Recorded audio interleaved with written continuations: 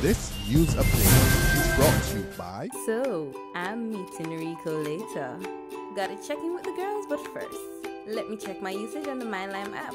Now, what should I wear?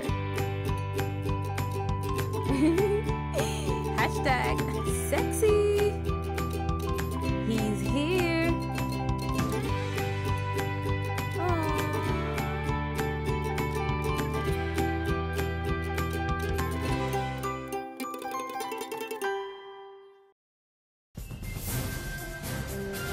Welcome to the Barbados Today Evening Update for Tuesday, May 12th. So glad you can join us. I'm Fernella Weatherburn. We begin with news that the long-awaited financial statement and the budgetary proposals will be presented on June 15. Leader of Government Business, John Boyce, made the announcement at the end of today's sitting of Parliament. Next month's presentation by Finance Minister Chirs Sinckler comes against the backdrop of a just concluded International Monetary Fund Article 4 consultation on the island.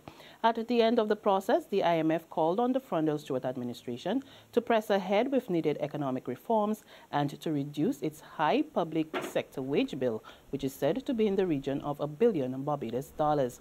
The private sector has been advocating for a reduction in government spending as well as a reduction in taxes. However, Sinckler says government intends to stick to its fiscal consolidation plans. He's, however, assuring that there will be no mass layoffs arising out of the upcoming budget.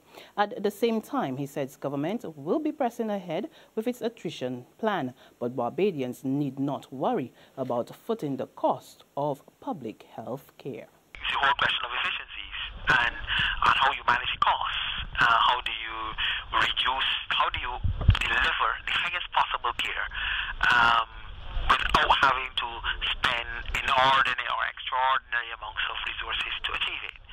And that is what is critical to us. And it means that, a public discourse has to take place on the long-term funding model for public health care in Barbados. Now, we believe and accept and are committed to the delivering of universal, what we call universal free at point of delivery health care. That is something that we cherish in Barbados.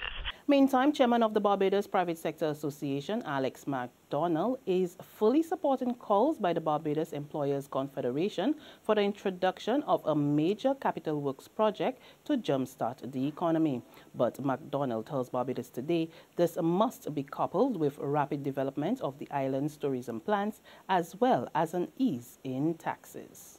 The critical thing now is, for us, rapidly developing our tourism plan, very quickly making sure that the concessions that were promised are fully delivered on. We hear the BEC talking about a major capital works project to be a shot in the arm. We think that's a wonderful way to move forward. I think America invested its way out of its fiscal position by a lot of government-related spending in infrastructure and so on. Is that the right thing for us to do? We should debate it. We should talk about what's the likely knock-on effect of it. But we do know that construction is a major player in our economy. We know tourism is also. We know services sector and our international offshore sector are very, very important. In other news, opposition leader Mia Mottley is calling on Prime Minister Frondell-Stewart to meet with disgruntled waste haulers and truckers in the country. This after the police stopped the group's convoy, which was heading into Bridgetown, as part of their effort to heighten protests against the $25 tipping fee. Managing Director of Simpson Trucking Skip Services explains what the group was trying to achieve today. We met here this morning at 7 o'clock. The plan was that we were going to do a peaceful convoy drive from here down to Bridgetown, through Bridgetown and back here, in an effort just to continue to raise the profile of what this tipping fee, how it will impact businesses, the operators and also the end users. Unfortunately, the success of that convoy was broken up as a result of police intervention. So the convoy was broken up and sent in different directions. We then tried to assemble in a open area opposite Queen's Park, and we were asked to leave, so we proceeded back here. Mottley, who left Parliament to meet with the truckers and haulers, strongly condemned the move. There are a number of matters pertaining not just to the fee itself, but to the administration surrounding the fee. And these are legitimate concerns that ought to be addressed by a government that cares about people. But regrettably, this is the natural consequence, especially this morning, the intimidation of asking men to produce licenses and insurance.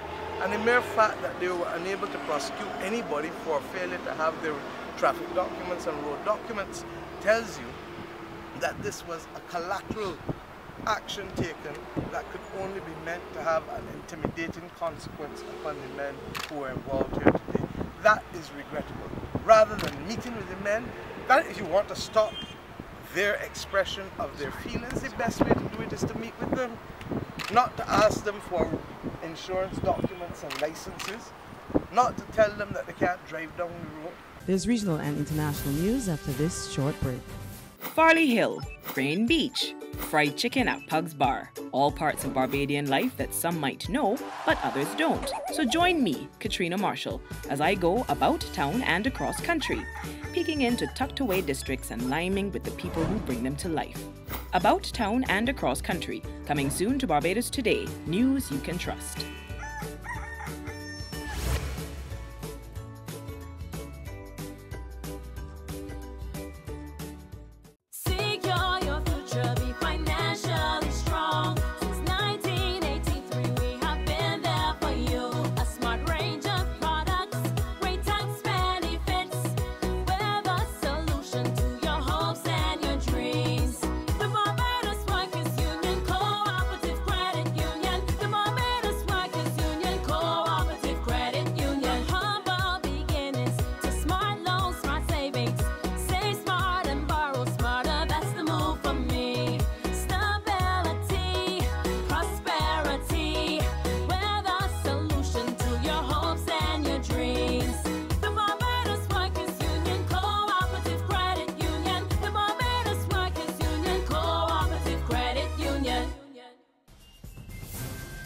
To news from the region, Guyana's main opposition coalition, a partnership for national unity, is claiming victory in yesterday's general election, even though the Elections Commission is yet to make an official statement on the results. David Granger, the presidential candidate of the alliance, told a news conference this afternoon that their tabulation of poll statements shows the coalition has made inroads into traditional strongholds of the ruling People's Progressive Party Civic.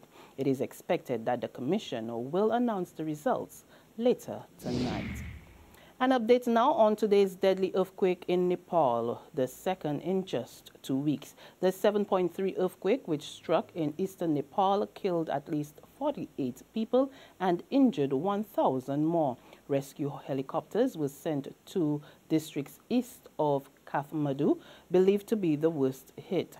The U.S. military is also reporting that one of its Marine Corps helicopters involved in disaster relief efforts with 8 people on board is now missing.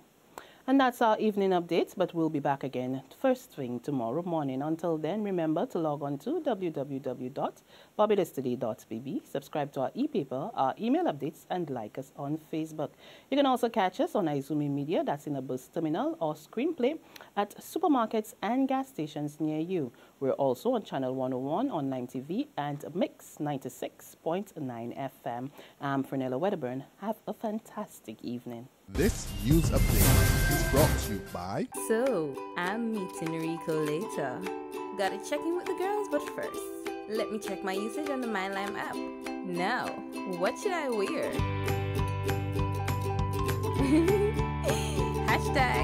#sexy.